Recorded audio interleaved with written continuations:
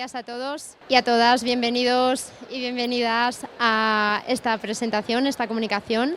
Yo soy Jennifer García Carrizo y hoy os voy a hablar un poco de cómo sería simular vivir en Marte y en concreto os voy a hablar de cómo sería desarrollar una investigación sobre ciencia, comunicación y sostenibilidad en la EMDIARES. Bien, al principio, me gustaría un poco presentarme, porque mi perfil es un poco curioso. Soy Jennifer García Carrizo, trabajo en la Universidad Rey Juan Carlos y trabajo en el área de la comunicación científica, por lo cual digamos que tengo un perfil un tanto vinculado más a las ciencias sociales que a la ingeniería, que quizás es lo que se podría esperar de alguien que acaba siendo astronauta análogo, que acaba haciendo simulaciones de cómo sería ir al espacio, ¿no? Entonces, en ese sentido, pues contaros que estudié Publicidad y Relaciones Públicas. Y después de estudiar el grado hice un máster en audiovisuales y luego ya fue cuando hice un doctorado en comunicación y me especialicé durante un contrato postdoctoral Juan de la Cierva en lo que sería comunicar de manera científica y también trabajar en temas vinculados a la sostenibilidad.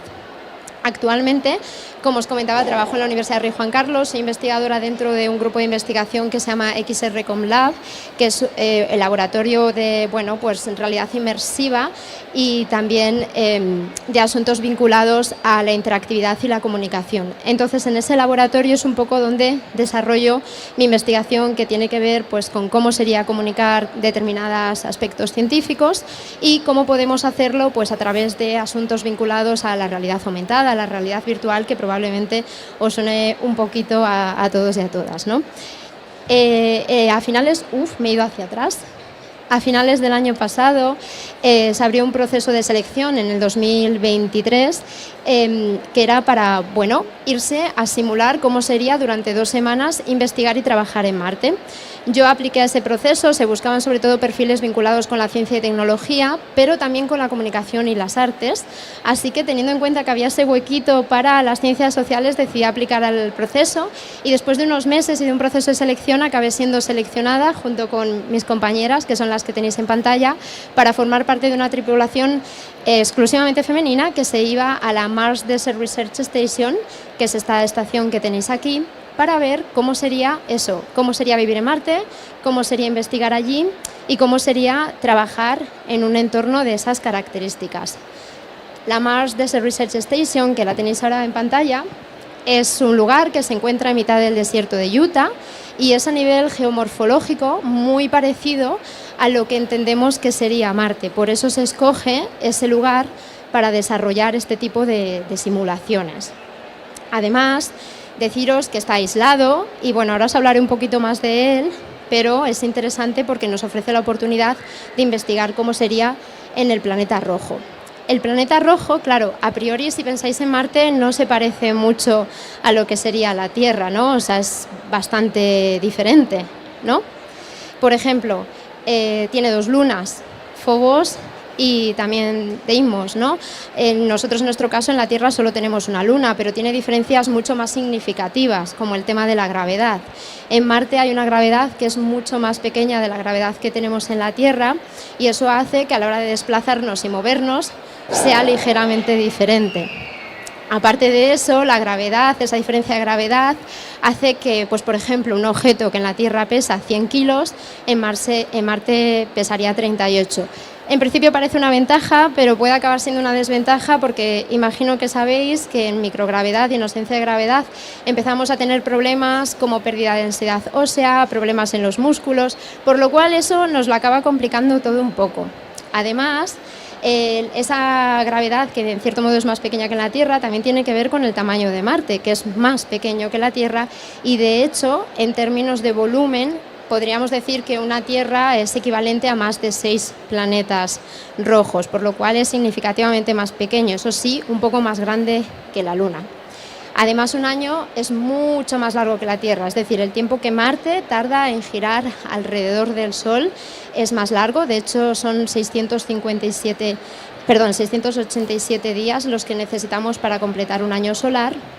Y la temperatura media, por si alguien se lo estaba preguntando, dista de ser calurosa, porque la temperatura media de Marte son unos menos 63 grados centígrados, por lo cual estamos hablando de que Marte, lejos de lo que podríais pensar por esos tonos rojizos que tenemos en la cabeza, lo que hace es más bien frío, más que calor. ¿Por qué se eligen sitios como el desierto de Utah para simular este tipo de expediciones? Bueno, entre otras cosas porque en el desierto de Utah tenemos mucha variedad, tenemos una gran variación de lo que sería la temperatura. En un solo día podemos pasar de tener -10, -15 grados a poder tener +20, ¿no? Entonces eso es algo que también interesa desde un punto de vista científico. Y sobre todo, un tema complejo en Marte. El tema de su atmósfera. Su atmósfera es diferente a la atmósfera de la Tierra y eso es lo que nos complicaría sobre todo vivir, trabajar o investigar en Marte. La atmósfera de la Tierra, como probablemente todos sepáis, tiene sobre todo nitrógeno y oxígeno, lo cual nos permite respirar libremente, pero la atmósfera de Marte es ligeramente diferente, bueno, ligeramente, muy diferente, porque el gas que en más proporción tiene es el dióxido de carbono y luego el argón, y el oxígeno tiene, pero muy poco, lo cual nos complica todo bastante, ¿no? Esto me lleva a enlazar con una idea que está muy sobre la mesa en estos momentos y que, bueno, en la ciencia ficción también lo ha estado, ¿no? Que es cómo sería vivir en Marte. ¿Podemos vivir en Marte? Creo que la finalidad de investigar en Marte no es tanto si podemos o no vivir allí, porque está claro que la vida no sería muy satisfactoria, porque para salir fuera de las estaciones tendríamos que hacerlo con un equipo vital de soporte. Creo que quizás lo más interesante aquí es reflexionar por qué queremos investigar sobre Marte, no tanto irnos a vivir allí. Al final las finalidades de la investigación en Marte no son tanto acabar viviendo en Marte, porque, bueno, no sé vosotros y vosotras qué opináis, pero creo que la vida en Marte sería bastante compleja y complicada, ¿no? Entonces la idea es cómo esas investigaciones que podemos hacer sobre Marte pueden ayudarnos a seguir viviendo en la Tierra, a cuidar de la Tierra y a pensar que este es el único planeta que tenemos y que esa idea de que el planeta B es Marte quizás está bastante equivocada. Lo que sí que es interesante es pensar en cómo fue Marte hace 4 billones de años, porque ahí tenéis una representación de cómo fue y quizás ese planeta sí que se parece un poco más a la Tierra que lo que es hoy en día Marte, ¿no? ¿Por qué nos interesa entonces investigar a Marte? Pues en cierto modo para poder comprender un proceso geológico, un proceso evolutivo que ha tenido lugar en ese planeta y poder aprender de él, que no sabemos si se va a dar o no en la Tierra. O sea, eso no es la pregunta, ¿no?, que muchas veces nacen en los institutos o en los colegios los niños de entonces la Tierra va a acabar siendo como Marte.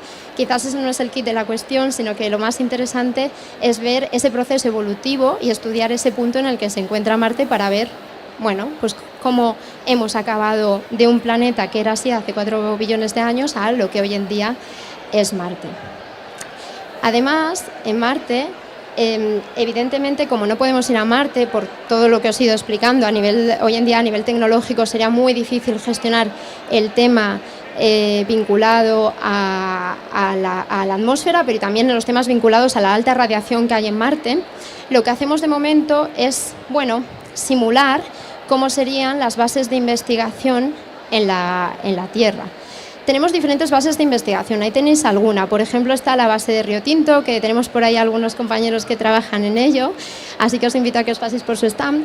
Y luego tenemos otras bases como la base Concordia en la Antártida, que probablemente os suena, y también hay una base que se llama la Mars Desert Research Station, que está en el desierto de Utah. Esta es una base de investigación que, como os digo, se dio elegida porque es un espacio similar a lo que podemos entender como Marte. En esa base que tenéis en pantalla tenemos varias partes. Tenemos un hub central, que es este de aquí, que es en el que vivimos, tiene unos 8 metros de diámetro, o sea que no es demasiado grande, y luego tenemos diferentes partes como un observatorio solar, un domo científico, un invernadero, que es de donde extraemos algunas plantas, frutas y verduras frescas, y un RAM, que es donde donde se arreglan las cosas cuando se estropea algo en Marte, porque pensad que en la simulación, como si nos fuéramos a Marte de verdad, no podemos decir, oye, señor del servicio técnico, pase a arreglar algo, ¿no?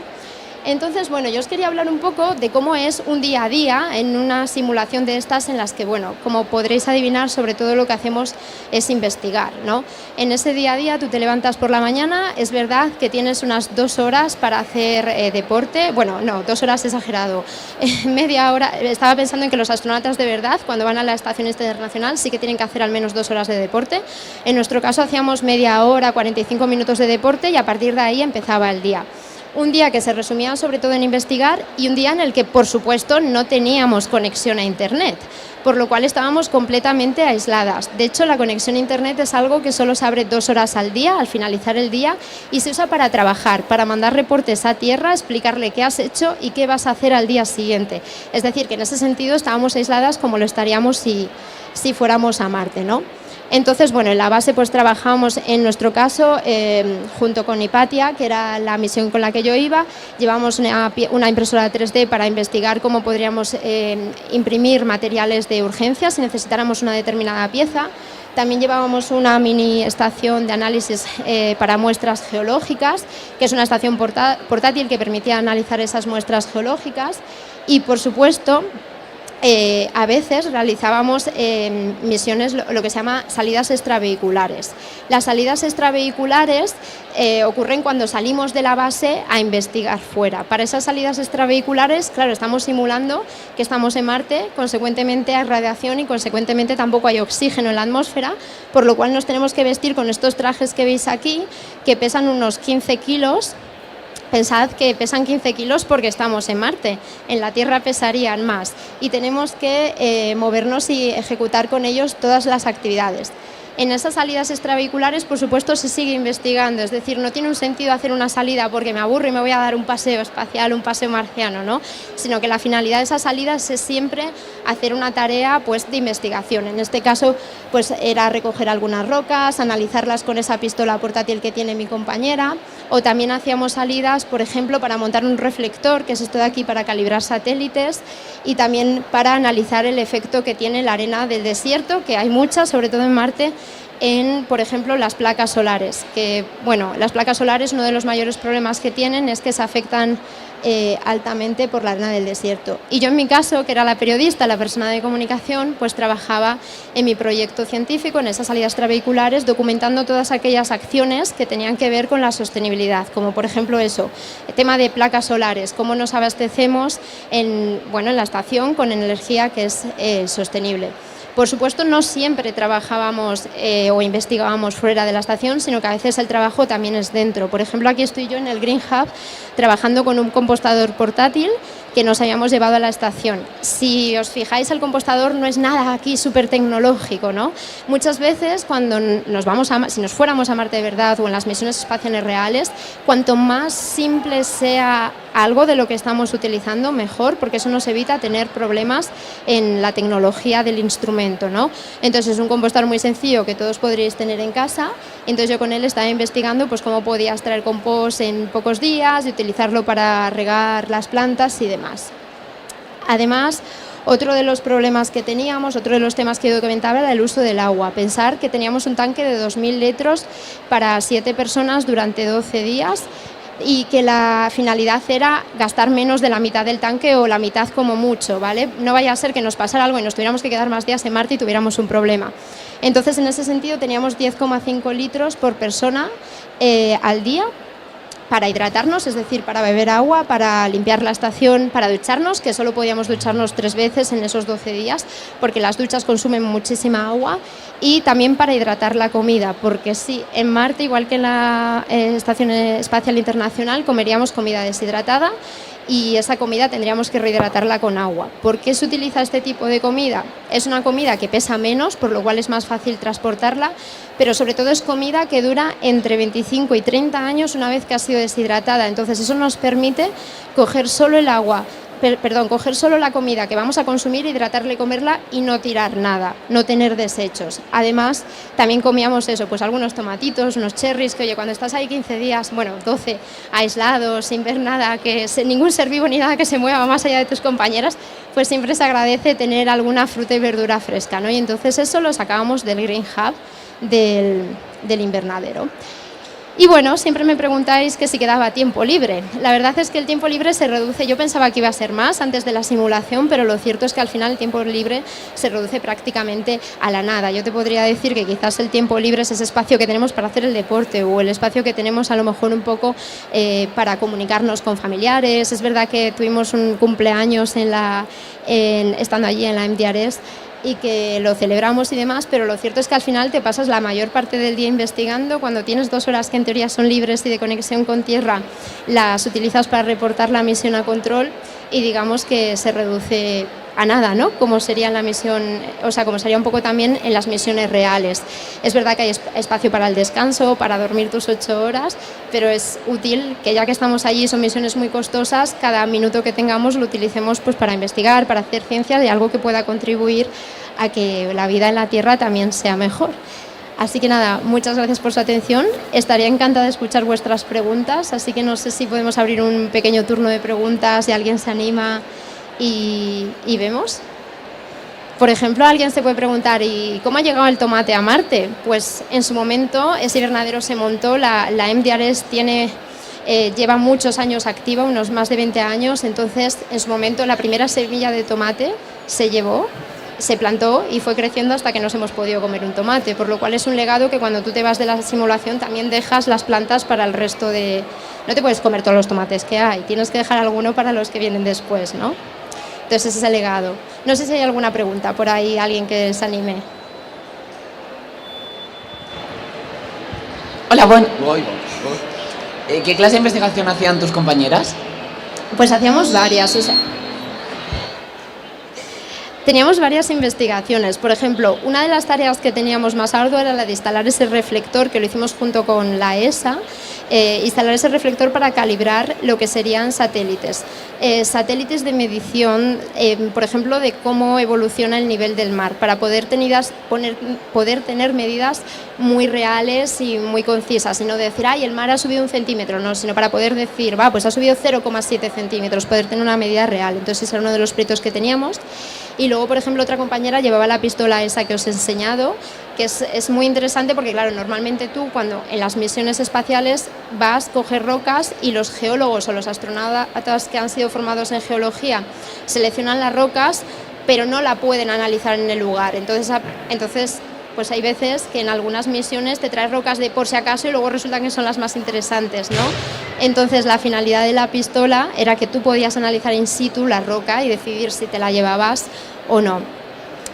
Y bueno, pues había varios proyectos. Por ejemplo, el mío era, no he podido hablar mucho de él, pero mi proyecto era hacer un tour por escanear como en vídeo 360 lo que es toda la base y luego hablar en ese vídeo de varias prácticas sostenibles para que luego la gente, bueno, estoy trabajando en ello todavía, he hecho la parte de recogida de datos, pero la idea es montar ese vídeo y que luego todos y todas podáis verlo desde casa y os podáis mover por la base, podáis entender más cómo es, bueno, qué hacemos para intentar que sea sostenible, qué cosas se pueden mejorar todavía, ¿no? Y entonces eso era, bueno, uno de los proyectos. Gracias por la pregunta. ¿Alguna más? ¿No? Vale, perfecto, pues nada, muchas gracias.